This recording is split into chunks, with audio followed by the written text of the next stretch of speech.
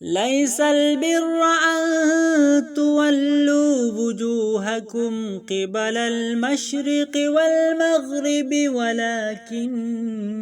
البر من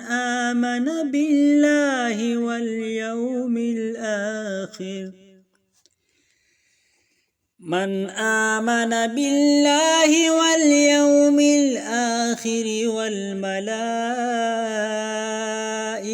والكتاب والنبيين وآتى المال على حبه ذوي القربى واليتامى والمساكين وابن السبيل والسائلين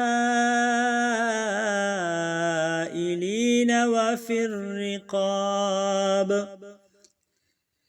وأقام الصلاة وآتى الزكاة والموفون بعهدهم إذا عاهدوا والصابرين في البأساء والضراء وحين البأس أولئك الذين صدقوا وأولئك هم المتقون يا أيها الذين آمنوا كتب عليكم القصاص في القتلى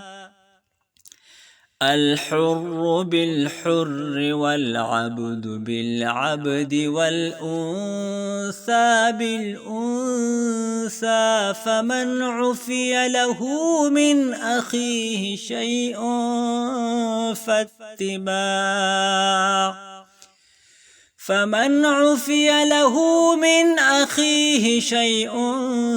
فاتباع بالمعروف وأداء إليه بإحسان ذلك تخفيف من ربكم ورحمة فمن اعتدى بعد ذلك فله عذاب أليم ولكم في القصاص